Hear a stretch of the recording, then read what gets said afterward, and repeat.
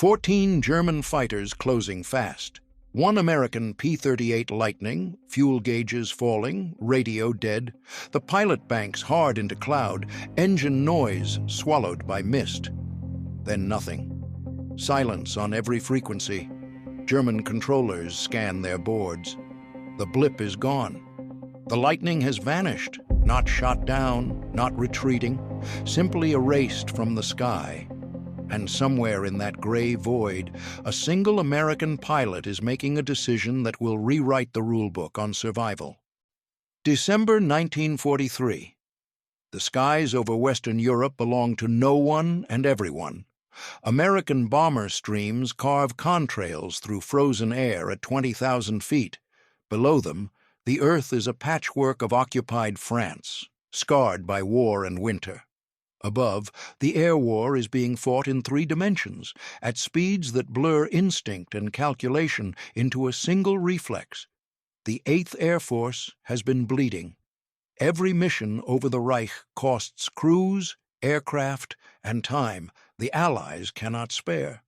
The B-17s and B-24s fly deep, unescorted for much of their route, and the Luftwaffe knows it.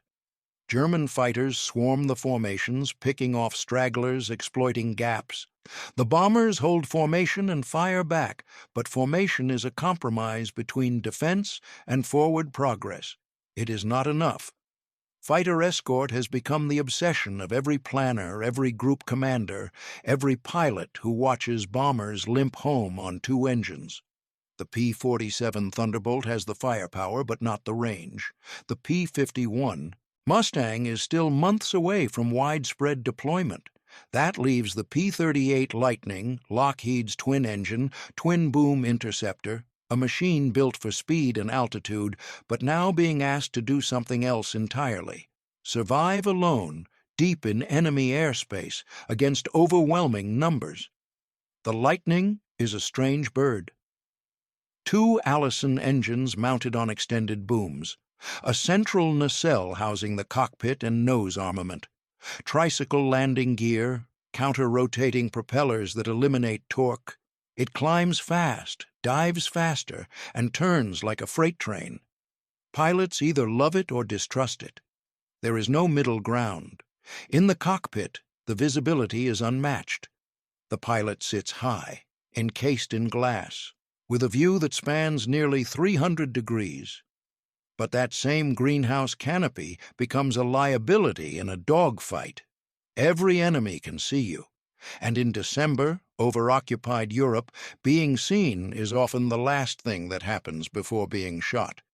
The mission that day is bomber escort. A small group of P-38s from the 55th Fighter Group, staging out of Nut Hampstead, tasked with shepherding a formation of B-17s, returning from a strike near the German border. The bombers are ragged, fuel low, some trailing smoke. The fighters weave above them, scanning the horizon, waiting for the inevitable. It comes at 15,000 feet. A swarm of Focke-Wulf 190s and Messerschmitt 109s climbing out of the haze, vectored in by ground control. The German pilots are experienced, coordinated, and they have altitude. The P-38s break formation to engage. The sky fractures into individual duels, each pilot alone in a geometry of speed, angle, and ammunition. One Lightning pilot, separated from his flight, finds himself bracketed. 2 fighters on his 6, 2 more diving from above. He shoves the throttles forward, engines roaring, but the P-38 is already heavy, fuel tanks still half full from the outbound leg. The Germans close the gap. Tracer rounds snap past his canopy. He banks hard, pulling G-forces that blur his vision at the edges. The Lightning groans but holds, and then he sees it, a wall of cloud, dense and low, rolling in from the west. Not a thin veil, but a solid mass, the kind that swallows light and distance. He makes the calculation in seconds. 14 fighters behind him, no support, limited fuel. One option. He noses down and flies straight into the gray. If this history matters to you, tap like and subscribe. His name is Lieutenant Richard Willsie, and 6 months ago he was an engineering student at the University of Michigan. He grew up in Grand Rapids, the son of a tool and die maker who taught him to think in tolerances and clearances, to see machinery not as magic, but as logic made physical. Willsie learned to fly in 1941 at a civilian airfield outside Detroit in a Piper Cub that rattled and yawed in crosswinds. He loved it immediately. Not the romance of flight, but the problem-solving. The constant negotiation between air, metal, and intent. When the war came, he enlisted in the Army Air Forces and was sent to California for basic flight training. He soloed in a PT-17 Stearman, transitioned to the AT-6 Texan, and was selected for fighters. His instructors noted his calm under pressure, his ability to compartmentalize fear and focus on process. He did not fly with bravado. He flew with precision. The P-38 was assigned to him in the summer of 1943 at a training base in Nevada. The first time he climbed into the cockpit, he felt the strangeness of it.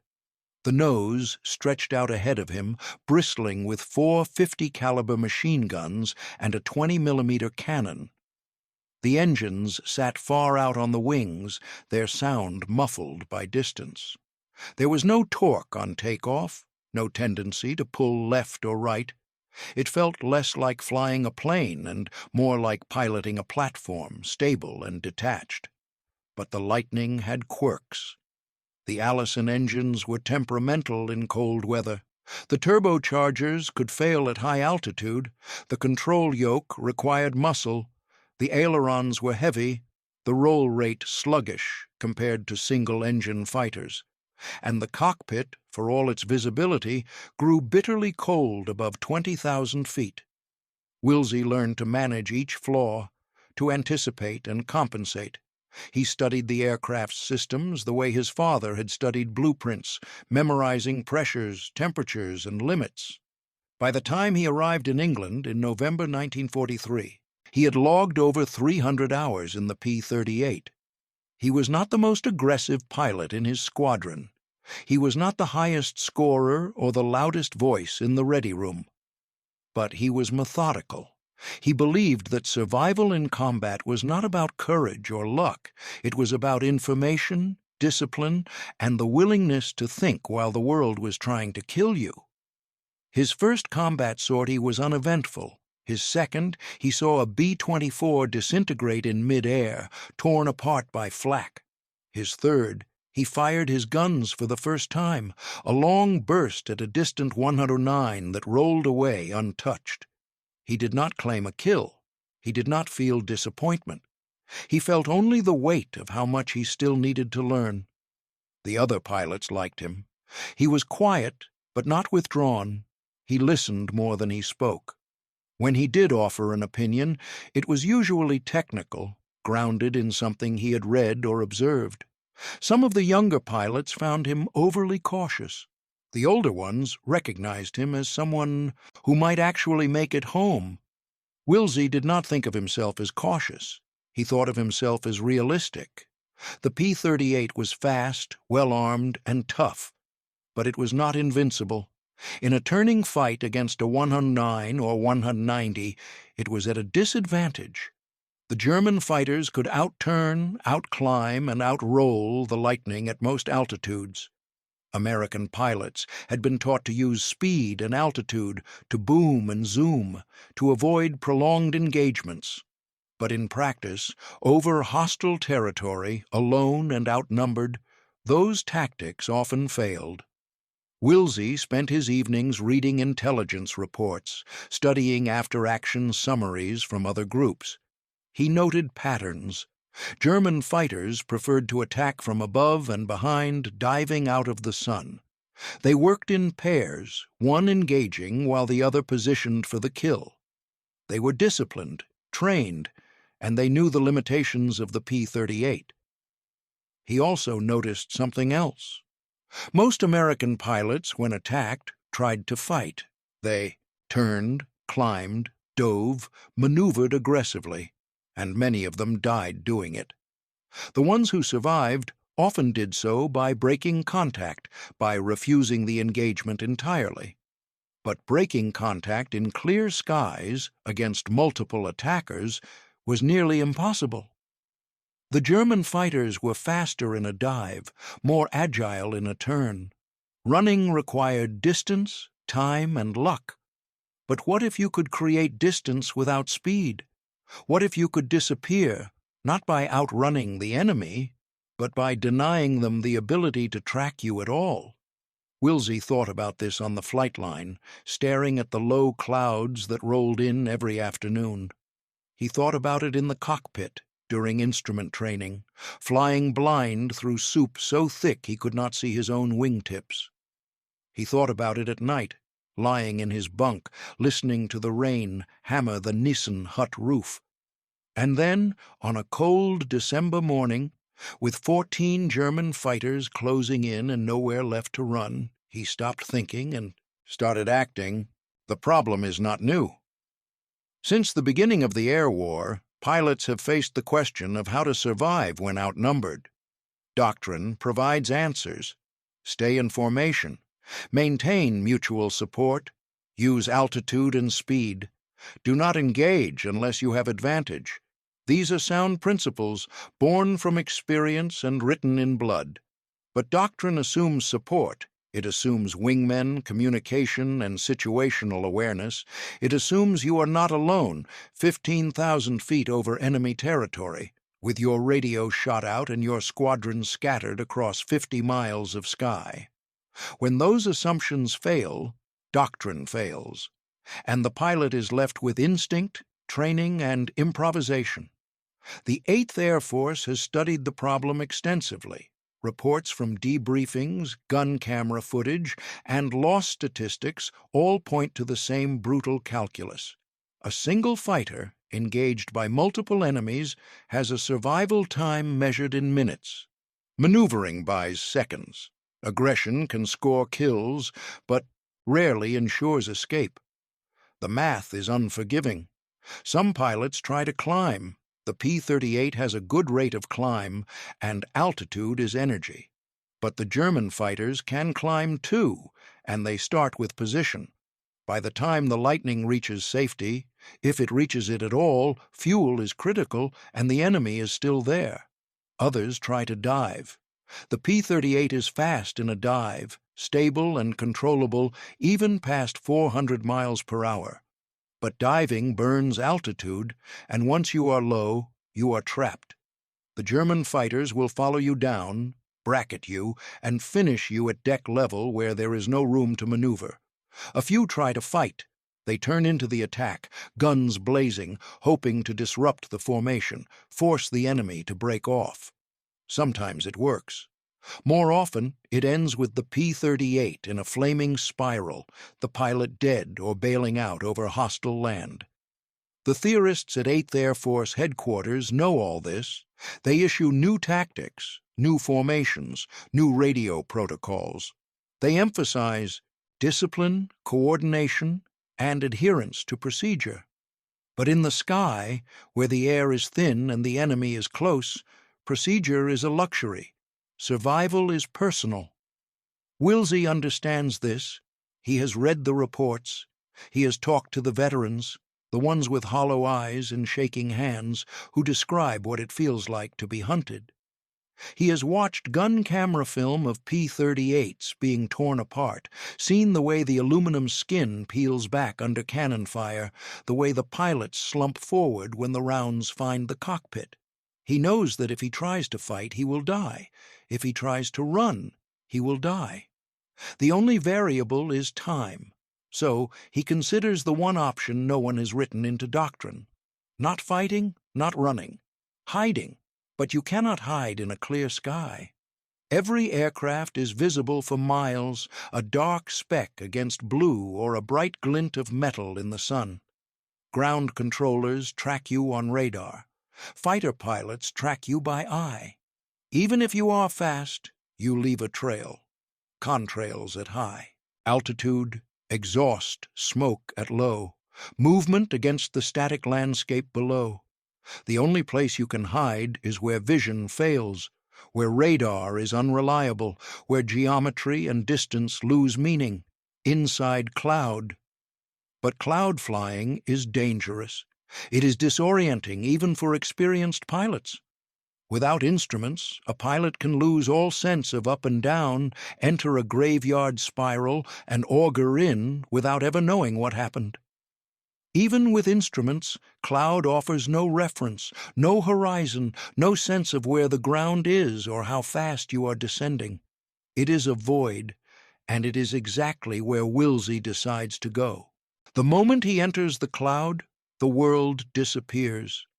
The gray closes around him like water, thick and absolute.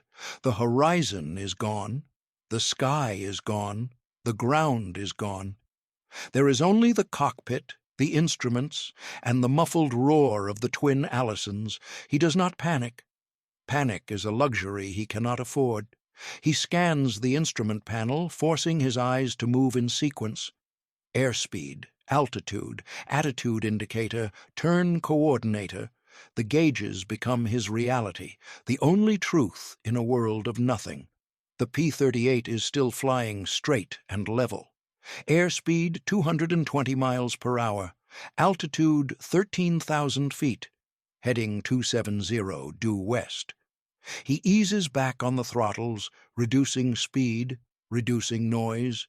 The engines settle into a steady thrum. He checks the fuel gauges. Enough for another hour, maybe 90 minutes if he is careful. Outside, the cloud is featureless. No texture, no variation, just gray. He knows the German fighters are out there somewhere, circling, searching. He knows their radar cannot see him inside this soup, but he also knows they will be waiting when he comes out. So he makes a decision. He will not come out, not where they expect. He banks gently to the right, watching the turn coordinator, keeping the ball centered. The Lightning responds smoothly, the nose swinging around in a wide, lazy arc. He rolls out on a new heading, south-southwest. Then he descends, slowly, 200 feet per minute, easing the yoke forward, trimming the nose down. The altimeter unwinds. 12,000, 11,000, 10. He has no idea where he is. The clouds could stretch for miles. They could end in seconds.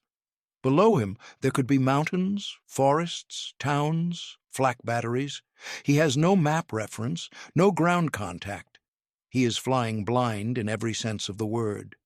But he is also invisible. The minutes stretch. 5, 10, 15. He holds his heading, holds his descent, scanning the instruments every few seconds. The attitude.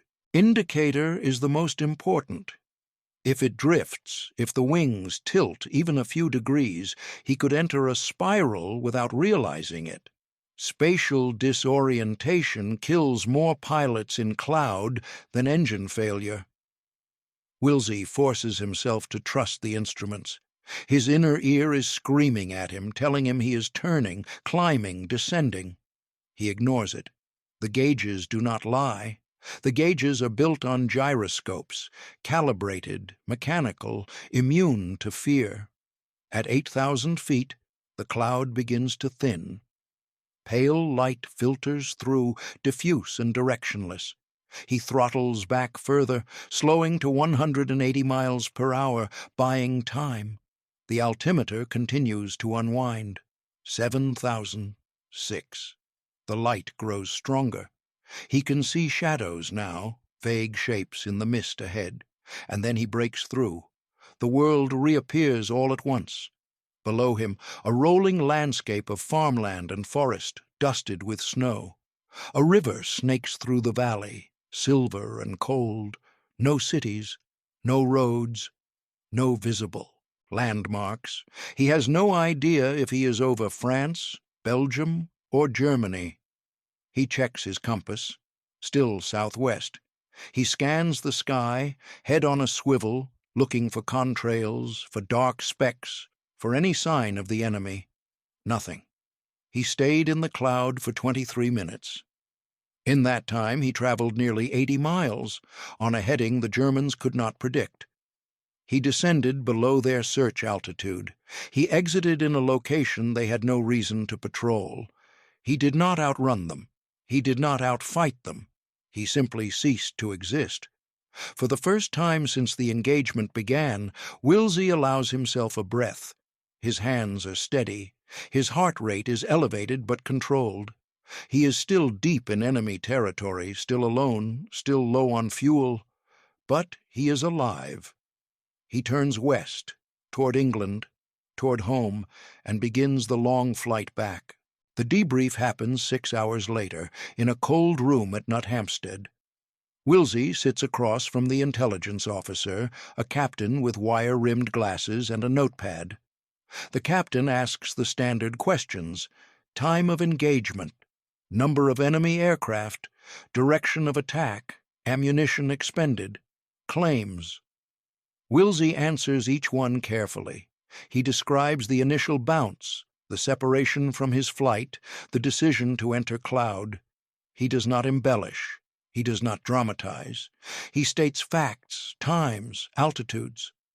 The captain writes everything down. When Willsie finishes, the captain looks up. He asks the question every pilot dreads. Did anyone see you come out? Did anyone confirm your position? No, Willsie says. I was alone. The captain nods. He closes his notepad. He tells Willsie he is lucky, very lucky. He also tells him that flying into cloud without ground reference in combat over enemy territory is extremely dangerous. It is not recommended. It is not doctrine. But it worked. The word worked hangs in the air. Over the next few days, the story spreads. Pilots talk. Ground crews talk. Someone hears about the P-38 that vanished from 14 German fighters. Someone else hears about the pilot who flew blind for 20 minutes and came out 80 miles away. The details shift, mutate, grow. By the end of the week, the story has become legend. But Willsie does not tell the story. He goes back to flying. He logs more missions, more hours. He escorts bombers, strafes trains, tangles with 109s over Belgium. He survives every mission. Not because he is lucky, because he thinks. Other pilots begin to ask him questions. How did you know the cloud would hold? How did you navigate without reference? How did you keep from spiraling? He gives them the same answer every time. Trust your instruments. Know your aircraft. Do not fight a battle you cannot win. Some of them listen. Some of them try it. On a mission in January 1944, a P-38 from the 20th Fighter Group, outnumbered and out of ammunition, dives into a cloud bank over the Ruhr and emerges 20 miles away, unscathed. The pilot credits Willsie's debrief. In February, another pilot uses the same tactic, escaping a bounce by 6 190s. He makes it home with bullet holes in his tail, but his life intact. The tactic is not officially adopted. It does not appear in training manuals. It is too risky, too dependent on conditions, too difficult to standardize. But it spreads anyway, pilot to pilot, squadron to squadron. It becomes part of the oral tradition of the 8th Air Force, a trick that everyone knows, but no one writes down. By the spring of 1944, German controllers begin to notice a pattern. American fighters, when cornered, are disappearing, not retreating, not dying. Disappearing. They enter cloud and do not come out. Or they come out far from the expected intercept point, too far to chase, too late to engage. The Luftwaffe adjusts, tries to predict exit points, stations fighters at cloud edges. But the sky is vast and the clouds are everywhere. The advantage slips. Willsie flies his last combat mission in April 1944. By then, he has logged over 60 sorties, survived 4 confirmed bounce attempts, and is credited with 2 air-to-air kills. He is promoted to captain and reassigned to a training role, teaching new pilots how to survive. He spends the rest of the war in England and then in the States, passing on what he learned in the cold sky over Europe. He never speaks publicly about the mission in December. He does not write memoirs. He does not seek recognition. When asked, years later, what he felt when the cloud swallowed him and the enemy disappeared, he gives a simple answer: relief. The impact of Willsie's decision is difficult to measure in numbers, but it is visible in the margins. Pilot survival rates in the 8th Air Force improve incrementally through the winter and spring of 1944. Not because of one man or one tactic, but because of a shift in thinking. Pilots stop believing that every engagement must be fought to conclusion. They begin to see disengagement not as cowardice, but as strategy. Cloud flying becomes a skill emphasized in advanced training. Instrument proficiency, once a secondary priority, is elevated. Pilots spend more time under the hood, learning to trust the gauges, to fight vertigo, to navigate without visual reference. The change is subtle but significant. By the time the Normandy invasion comes, the average P-38 pilot is more comfortable in cloud than his predecessors were 6 months earlier. The Germans notice. Luftwaffe after-action reports from early 1944 note an increase in American fighters evading interception by exploiting weather. One report, translated post-war, describes American pilots as increasingly willing to use terrain and cloud to avoid unfavorable combat. Another notes frustration among German controllers who lose radar contact with enemy aircraft and cannot reacquire them. This is not a silver bullet. Pilots still die. Aircraft are still lost. The air war over Europe remains brutal, unforgiving, and statistically lethal. But the margin shifts, degree by degree, in favor of those who think before they act. Willsie's tactic also influences aircraft design philosophy. Post-war evaluations of the P-38 note that its excellent cockpit visibility and stable instrument flying characteristics made it well suited for survival tactics that relied on weather exploitation. These observations inform the design of later fighters, including jets, which prioritize instrument reliability and all-weather capability. The broader lesson is subtler. Willsie did not invent a new maneuver. He did not discover a secret weakness in German aircraft. He simply recognized that the rules of engagement were not fixed. That doctrine was a starting point, not a gospel. That survival sometimes required rejecting the fight entirely. In 1945, after the war in Europe ends, the Army Air Forces conducts a series of interviews with high-time fighter pilots, asking them to identify the single most important factor in their survival. The answers vary. Some cite training, others luck. A few mention equipment or leadership, but a significant number, when pressed, describe moments when they chose not to engage, when they turned away, dove into weather, or broke contact rather than press an attack.